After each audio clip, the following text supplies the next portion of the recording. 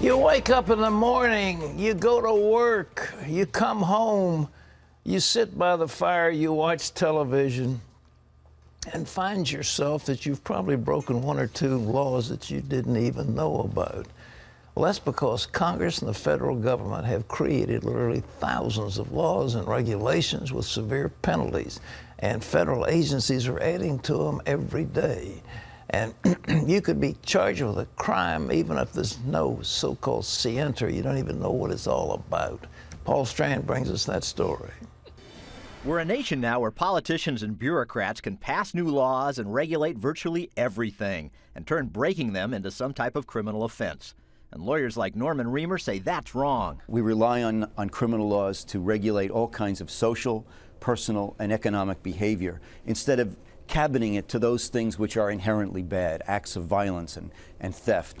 That's what the criminal law should be for. It's not surprising we'd be where we are today with many thousands of rules, regulations, and laws, so many that no one has any way of knowing them all.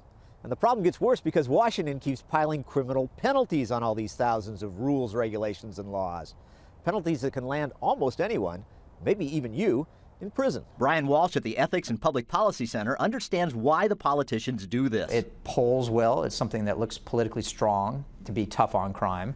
And so being tough on crime is always better than being soft on crime. And that's not a very good principle to go by. Walsh worries this nation that was so marked by liberty and freedom may soon resemble totalitarian societies where citizens were cowed, fearing almost anything they did was probably forbidden. When you don't know, when we have so many laws, and the laws are so broad, it chills our conduct. It chills our fundamental rights. Paul Strand, CBN News, Capitol Hill.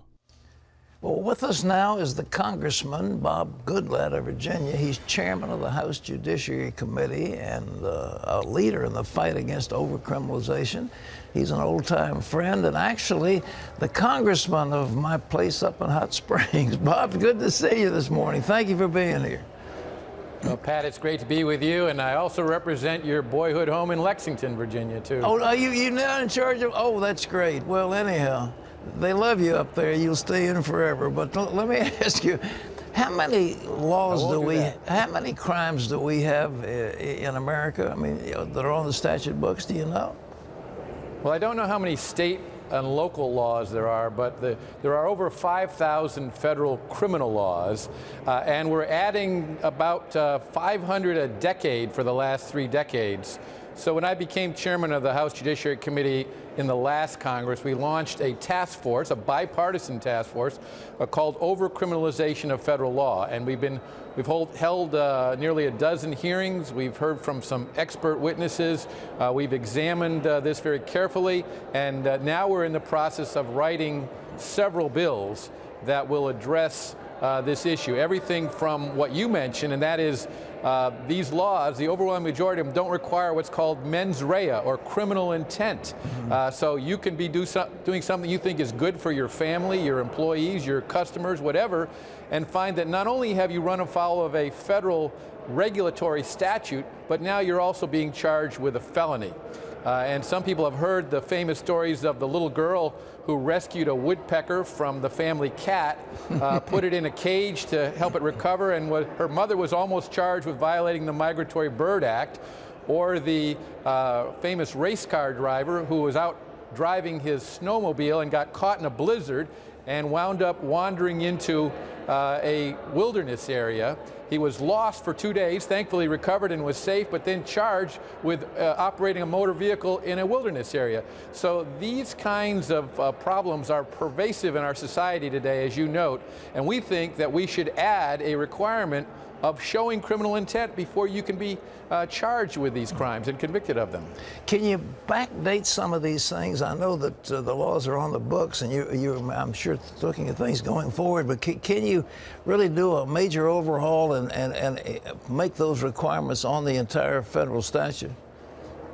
We should, and that's a major undertaking, but in the meantime, what we'd like to do is to put the mens rea requirement into the law. So the prosecutor would be required to show that you had criminal intent, that you knew or should have known that you were violating the law when you committed whatever act it is they say is a crime.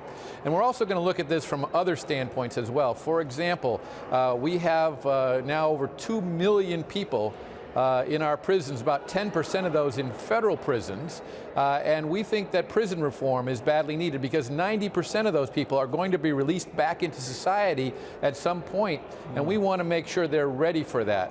We think we waste a lot of resources on things that are not helping to reduce recidivism. In other words, reduce the chance that somebody's going to wind up back in prison after they're released back into society. I was on a presidential task force some time ago, and one of the recommendations we made in terms of victims' rights was to make sure that there was some kind of rehab, and that the people who were charged would actually see the victim that they had hurt and have some type of rehabilitation in regard to understanding what they had done. Can we put something like that into the code? You bet. In fact, our research has shown that there are some existing federal programs in prison that do work, that do lower the recidivism rate, and one of those is drug rehabilitation. After all, if you've got somebody in confinement, you've got the perfect circumstance to work with them on a daily, hourly basis on overcoming this horrific addiction, so that when they're released, the likelihood that they'll go back into drug addiction, drug use, and then follow that with criminal behavior, often to fund the drug use, is certainly a part of what we should be doing a lot more of. Yeah, I understand a number of these federal agencies on their own have had criminal sanctions attached to certain of their programs. The president could actually, by an executive order, cancel all those things, all the criminal penalties, couldn't he, or not? It doesn't. It's not a congressional statute.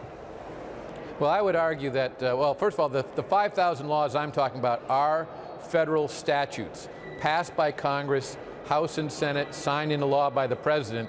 And so I would argue very strongly the president does not have the authority to overturn those by executive order. He may think he does based upon what he's done, for example, with his administrative immigration amnesty.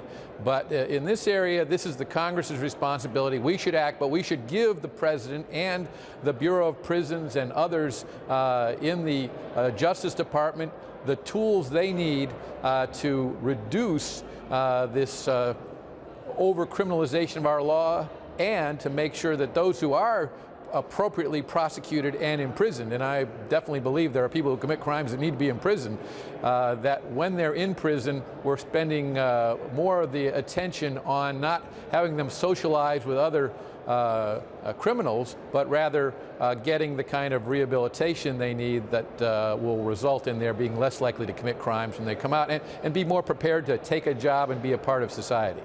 Can you get bipartisan support to get a majority to get this thing through the House and Senate? I believe we can. In fact, we've worked very closely with Democrats on the Judiciary Committee, and I think we'll find the same response in the wider House of Representatives, and I hope in the Senate as well. Bobby Scott, Democratic congressman from your part of Virginia, who served on the Judiciary Committee until this Congress when he became the ranking member of another committee and had to give up his judiciary assignment, has worked very closely with us on this, and I know he will continue to do that. What time frame could the American people be looking at? Are we talking about years, months? What can happen in what length of time? I'm hoping that we will get several good bills first introduced in the next few weeks, and then taken up by the committee and passed through the House, and we'll send them over to the Senate, I'm hoping this year. And then we'll see what the Senate does, but people should also express their concerns to their senators if they are concerned about this problem of over-criminalization of our federal laws, and that every time you take a step, as you described it at the beginning of our conversation, you're at risk of somebody claiming that you've broken some law, and that you should be punished, not just under our massive regulations, which, by the way, also need to be reformed, but also now being charged with being a criminal. We need to look at this very carefully, because I think we've gone too far in that direction. Well, I think the American people support you. I know we certainly do. And thank you very much for the service you're running to our country. Thank you, Pat. Bob Goodlatte, a dear friend for many years and a marvelous congressman, and we're very proud to have him representing the 6th District of Virginia, including my hometown. I know, and your birthplace too. Amazing. Birthplace and up in Bath County. He was a partner of a dear friend named Don Huffman, who was chairman of the Republican Party for a while, and I knew him in Lexington when he was the manager of a haberdashery store. Really? Amazing. We all go back a long way, but anyhow, I appreciate this, and it's something, ladies and gentlemen, if you ever could write your congressman about anything, this idea of making us a nation of criminals is just insane. And what I was mentioning, I think the president has the authority in terms of executive decisions by federal agencies that were not passed by the Congress. They can do away with them, just cancel them. But these others, thank goodness there's somebody in a powerful position who understands the issue and wants to do something about it.